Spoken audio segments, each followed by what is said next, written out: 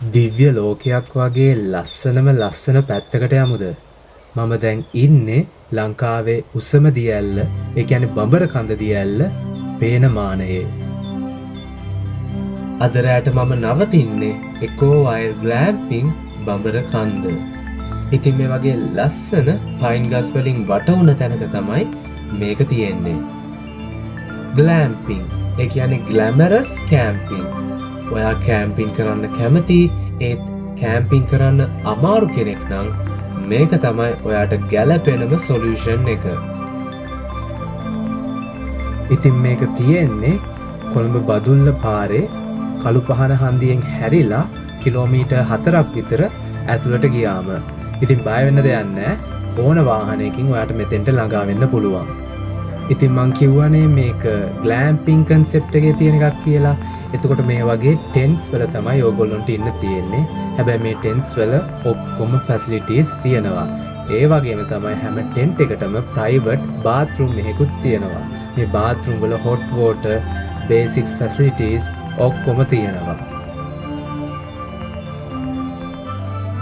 උතන ඈතින් පේන්නේ වංගෙඩිගල.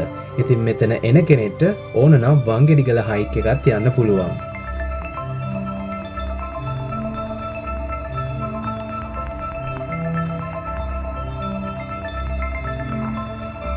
මේ වගේ ඇක්ටිවිටිස් ගොඩක් ඒගොල්ලෝ ඔෆර් කරනවා. ඔයාලට තියෙන ටයිම් එක අනුව කැමති ඇක්ටිවිටිස් ටික තෝරගන්න පුළුවන්.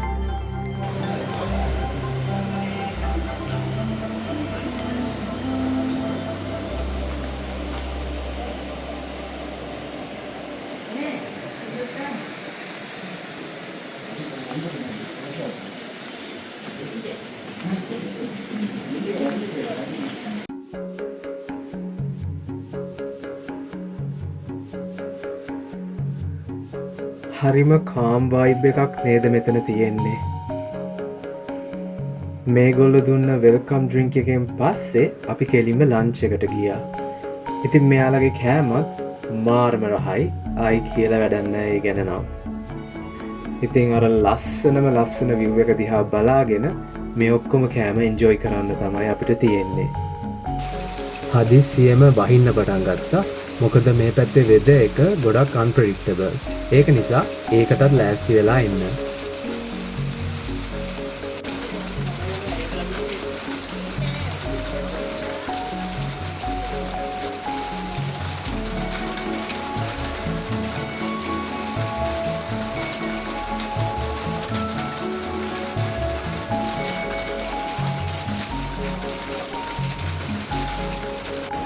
වැස්ස ටිකක් පායනකං ඉඳලා අපි ඊළඟට පටන් ගත්තා බඹරකන්ද හයික් එක.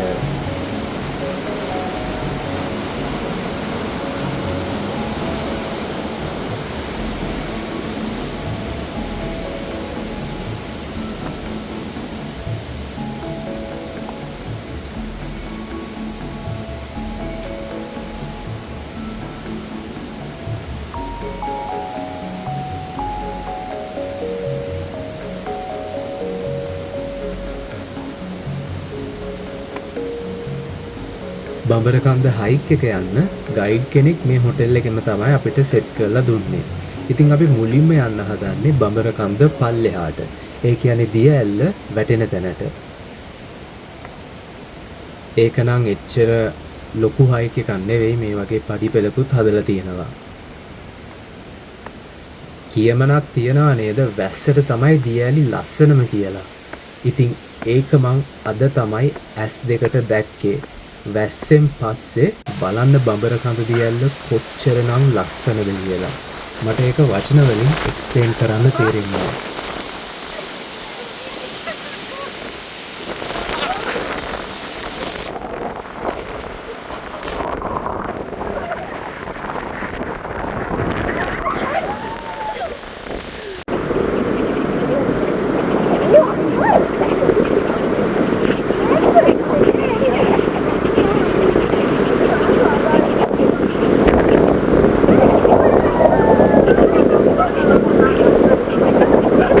ඔන්න ඊට පස්සේ තමයි රියල් හයික් එක පටන් ගත්තේ.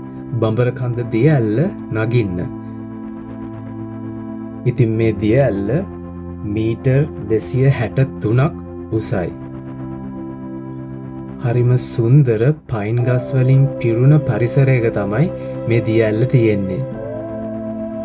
ඉතින් මේකට බඹරකන්ද කියලා නම වැටිලා තියෙන්නේ ඉස්සර බඹරු ගොඩක් හිටිය නිසාලු. හැබැයි දැන් නම් බඹරු නැහැ. කූඩැල්ලෝ නම් ඉන්නවා.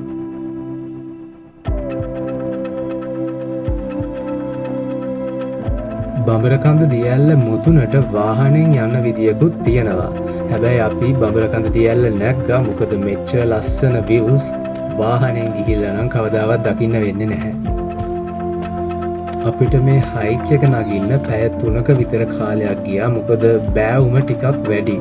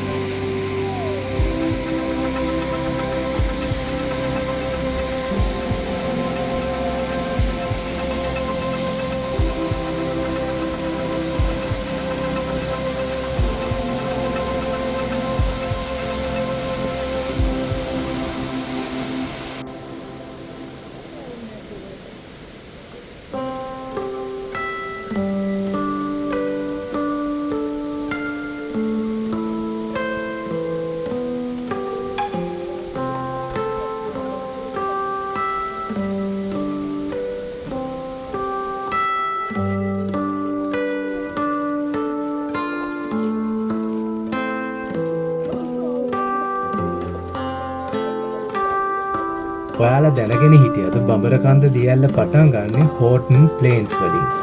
මේක ගිහිල්ලා ඉවර වෙන්නේ කළුගඟින්. ඉතින් අපි දැන් ඉන්නේ බඹරකන්ද දියඇල්ලේ යන්න පුළුවන් මුදුනේම. ඉතින් මෙතන අපි පොඩ්ඩක් නැවතිලා නාන්න තීරණය කළා. මාරම හීතලක් මෙතන තියෙන්නේ. ඇත්තටම අයිස් බාත් එකක් වගේම තමයි.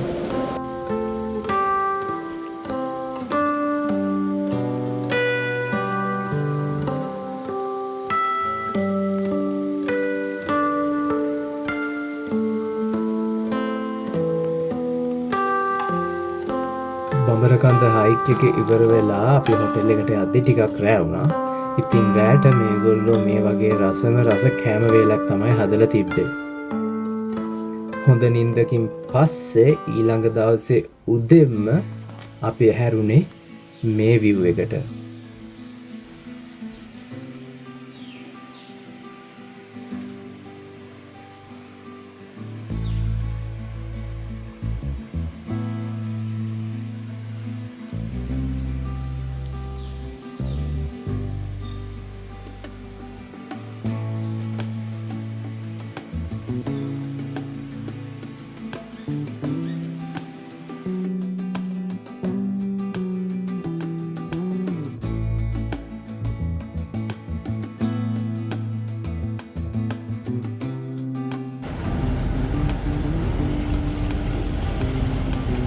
ඉතින් දෙවැනි දවසේ අපි ගියේ ඔහිය බොරලන්ද පාරේ යකාගේ පඩිපෙළ බලන්න. මේ ටුවර් එකත් ඕගනයිස් කරලා දුන්නේ අපි හිටපු හොටෙල් එකෙන්මයි.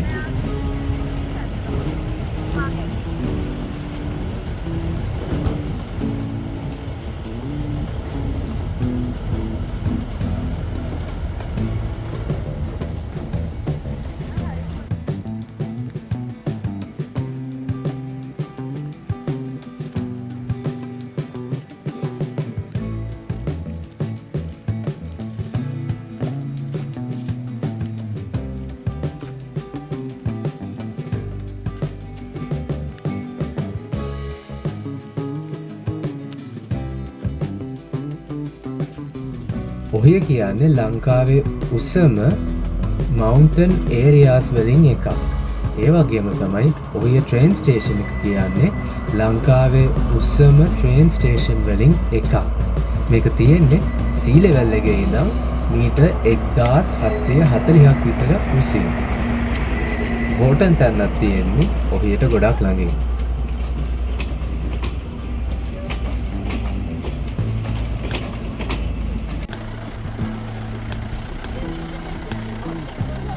අපි දැන් ඉන්නේ ඩෙවිල් ස්ටෙයාකේස්. එහෙම නැත්නම් යකාගේ පඩිපෙළේ. ඉතින් මේකට මේ විදියට කියන්නේ මේකේ තියෙන zigzag තද වංගු නිසා සහ මේකේ මාර්ගය ගොඩක් කබලක්. ඒක නිසා මේකේ යනවා නම් අනිවාර්යයෙන්ම 4 wheel වාහනයක් එහෙම නැත්නම් off road වාහනයක් අරගෙන යන්න. ඩෙවිල් ස්ටෙයාකේස් එකට මාර ලස්සන views වගේක් තියෙනවා. ඒත් අපි ගිය දවසේ මීදුමෙන් පිරිලා ඒක නිසා මොකුත් එනුනේ නැහැ.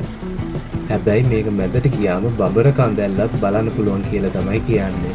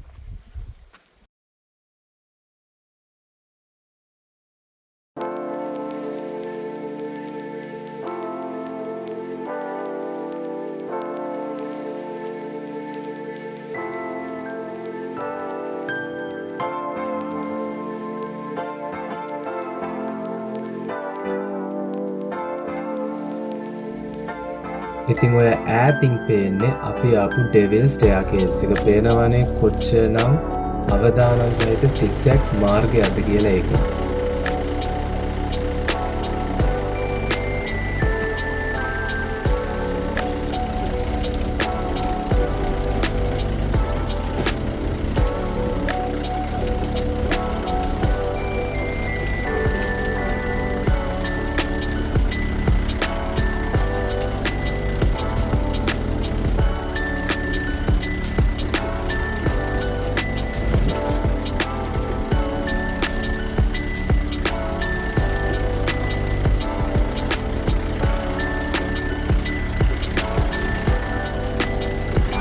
ඉතින් මේ විදියට තමයි මගේ ට්‍රිප් එක ඉවරුනේ.